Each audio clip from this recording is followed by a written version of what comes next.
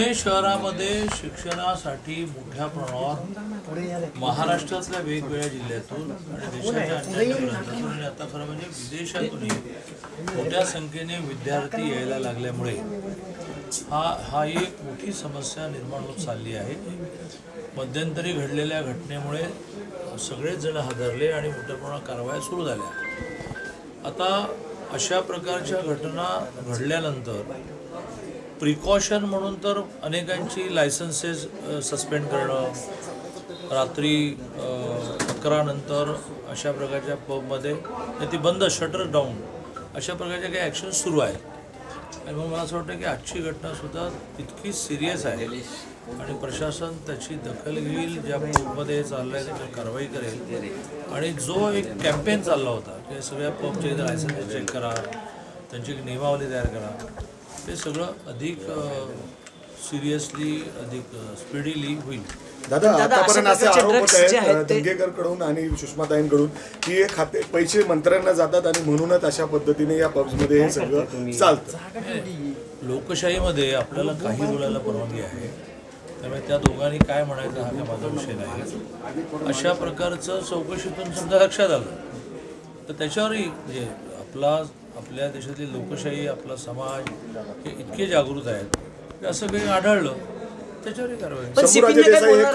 शंभूराजे देसाई हे मंत्री आहेत त्या खात्याचे, त्यांच्यावर थेट आरोप करतायत। धंगेकर सातत्याने त्यांच्यावर आरोप करतायत, सुषमाताई त्यांच्यावर आरोप करतायत।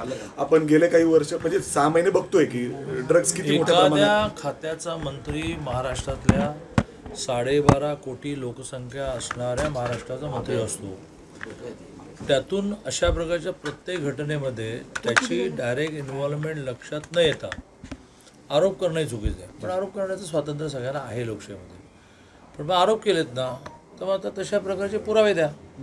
आणि त्यामुळे घटना घडली की मंत्री असं जरी त्या खात्याचा मंत्री म्हणून त्याची जबाबदारी असली तरी त्याची डायरेक्ट इन्व्हॉल्वमेंट आहे असं कसं म्हणता येईल।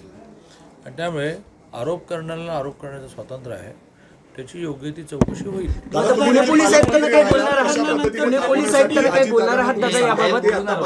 आहेत, तुम्ही देखील पालकमंत्री राहिलात पुणे शहराचं, कशा पद्धतीने हे मी पालकमंत्री असतानाही अगदी ह्या प्रकारच्या पण नाही, पण ज्याच्याबद्दल सगळेजण चिंता करतील अशा घटना घडल्याच नाहीत, म्हणजे घडल्या आहेत तर मला आठवत नाही, तुम्हालाही आठवत नाहीत, घडल्यात नाही असं दावा करता येत नाही ना।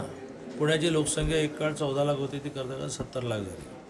ती काही नॅचरल ग्रोथ नाही आहे, ती मोठ्या प्रमाणावर उद्योगामुळे, शिक्षणामुळे, हॉस्पिटल चांगली झाल्यामुळे, इंडस्ट्री वाढल्यामुळे ही गर्दी वाढत चालली। आणि त्यामुळे ह्या घटना घडू नये यासाठी पोलीस प्रशासनाने काळजी घेतली पाहिजे, धाक निर्माण केला पाहिजे। पण अशा सगळ्याच घटनांना डायरेक्ट मिनिस्टर रिस्पॉन्सिबल धरणं हे मला वाटतं की बरोबर नाही। त्या मिनिस्टरची इन्व्हॉल्वमेंट आहे असं सिद्ध झाल्यानंतर तुम्ही म्हणण्याची आवश्यकता नाही।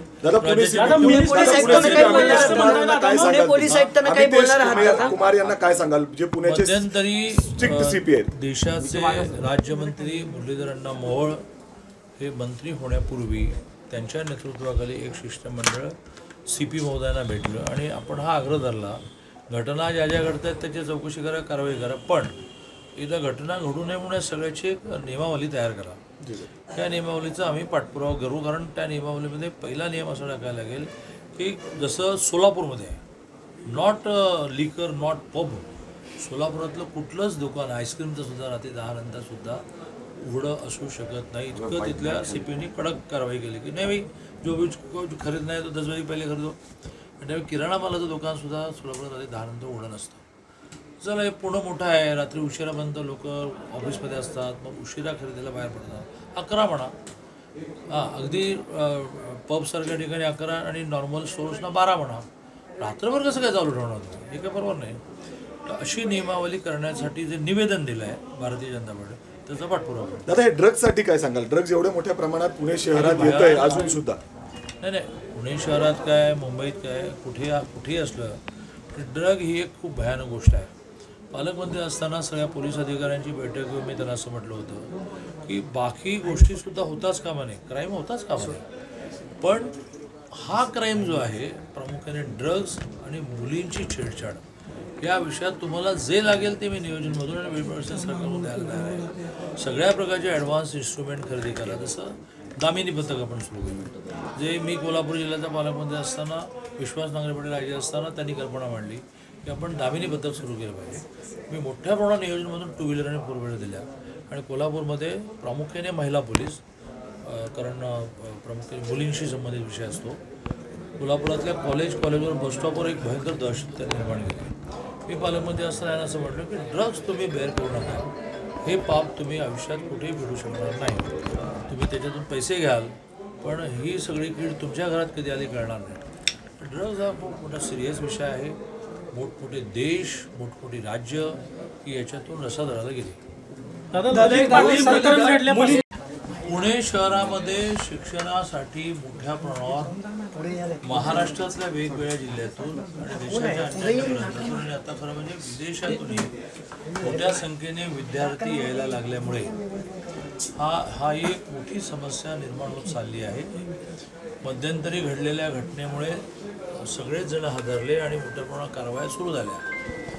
आता अशा प्रकारच्या घटना घडल्यानंतर प्रिकॉशन म्हणून तर अनेकांची लायसन्सेस सस्पेंड करणं, रात्री 11 नंतर अशा प्रकारच्या पबमध्ये ती बंद, शटर डाऊन, अशा प्रकारच्या काही ॲक्शन सुरू आहेत. आणि मग मला असं वाटतं की आजची घटनासुद्धा तितकी सिरियस आहे आणि प्रशासन त्याची दखल घेईल. ज्या पबमध्ये चाललं आहे त्याच्यावर कारवाई करेल. आणि जो एक कॅम्पेन चालला होता की सगळ्या पबचे लायसन्स चेक करा, त्यांची एक नियमावली तयार करा, ते सगळं अधिक सिरियसली, अधिक स्पीडीली होईल. दादा, आतापर्यंत असे आरोप होत आहेत दंगेकरकडून आणि सुषमाताईंकडून की हे खाते पैसे मंत्र्यांना जातात आणि म्हणूनच अशा पद्धतीने या पब्समध्ये हे सगळं चालतं.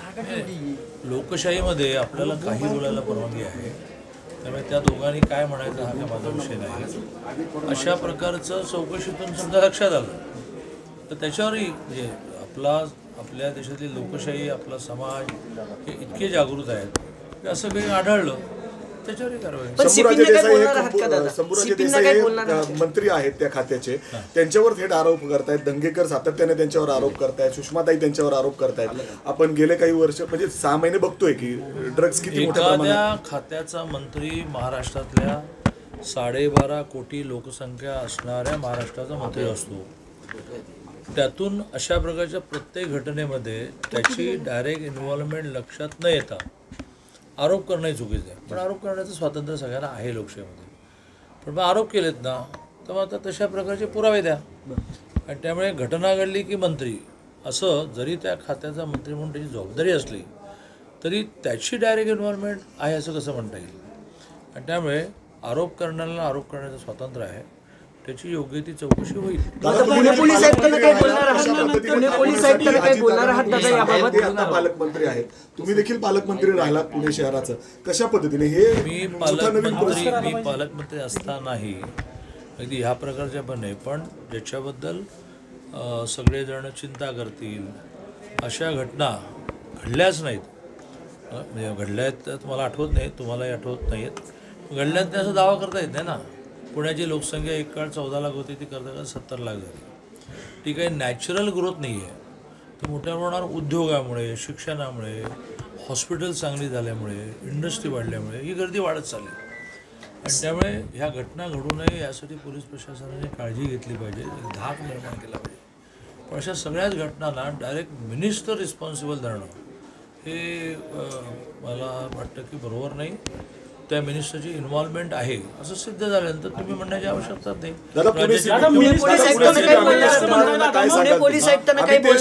कुमार यांना काय सांगाल जे पुण्याचे मध्यंतरी देशाचे राज्यमंत्री मुरलीधर अण्णा मोहोळ हे मंत्री होण्यापूर्वी त्यांच्या नेतृत्वाखाली एक शिष्टमंडळ CP महोदयांना भेटलं आणि आपण हा आग्रह धरला, घटना ज्या ज्या घडतात त्याची चौकशी करा, कारवाई करा, पण एकदा घटना घडू नये म्हणून सगळ्याची एक नियमावली तयार करा. त्या नियमावलीचा आम्ही पाठपुरावा करू. कारण त्या नियमावलीमध्ये पहिला नियम असा टाकायला लागेल की जसं सोलापूरमध्ये आहे, नॉट लिकर नॉट पब, सोलापुरातलं कुठलंच दुकान आईस्क्रीमचं सुद्धा रात्री 10 नंतरसुद्धा उघडं असू शकत नाही. इतकं तिथल्या CPनी कडक कारवाई केली की नाही भाई जो भी खरीद नाही तो 10 बजे पहिले खरीदो. त्यामुळे किराणा मालाचं दुकानसुद्धा सोलापुरात आधी 10 नंतर उघडं नसतं. चला हे पुणं मोठं आहे, रात्री उशिरापर्यंत लोक ऑफिसमध्ये असतात, मग उशिरा खरेदीला बाहेर पडतात. 11 म्हणा, हां अगदी पबसारख्या ठिकाणी 11 आणि नॉर्मल स्टोर्सना 12 म्हणा. रात्रभर कसं काय चालू ठेवणार तुम्ही? हे काय बरोबर नाही. तर अशी नियमावली करण्यासाठी जे निवेदन दिलं आहे भारतीय जनता पार्टी त्याचा पाठपुरावा करतो. दादा हे ड्रग्जसाठी काय सांगाल? ड्रग्ज एवढ्या मोठ्या प्रमाणात पुणे शहरात येत आहे अजून सुद्धा. नाही, पुणे शहरात काय, मुंबईत काय, कुठेही असलं ड्रग ही एक खूप भयानक गोष्ट आहे. पालकमंत्री असताना सगळ्या पोलीस अधिकाऱ्यांची बैठक घेऊन मी त्यांना असं म्हटलं होतं की बाकी गोष्टीसुद्धा होताच कामा नये, क्राईम होताच कामा नये, पण हा क्राईम जो आहे प्रामुख्याने ड्रग्ज आणि मुलींची छेडछाड या विषयात तुम्हाला जे लागेल ते मी नियोजनमधून आणि वेळप्रशासन सरकारमधून द्यायला तयार आहे. सगळ्या प्रकारचे ॲडव्हान्स इन्स्ट्रुमेंट खरेदी करा. जसं दामिनी पथक आपण सुरू केलं, जे मी कोल्हापूर जिल्ह्याचा पालकमंत्री असताना विश्वास नांगरे पाटील आजी असताना त्यांनी कल्पना मांडली की आपण दामिनी पथक सुरू केलं पाहिजे. मी मोठ्या प्रमाणात नियोजनमधून 2 व्हीलर आणि 4 व्हीलर दिल्या आणि कोल्हापूरमध्ये प्रामुख्याने महिला पोलीस, कारण प्रामुख्याने मुलींशी संबंधित विषय असतो. कोल्हापुरातल्या कॉलेजवर बसस्टॉपवर एक भयंकर दहशत निर्माण केली. मी पालकमंत्री असताना असं म्हटलं की ड्रग्ज तुम्ही बेअर करू नका, हे पाप तुम्ही आयुष्यात कुठेही भेटू शकणार नाही. तुम्ही त्याच्यातून पैसे घ्याल पण ही सगळी कीड तुमच्या घरात कधी आली कळणार नाही. ड्रग्ज हा खूप मोठा सिरियस विषय आहे. मोठमोठे देश, मोठमोठी राज्य ही याच्यातून रसादराला गेली.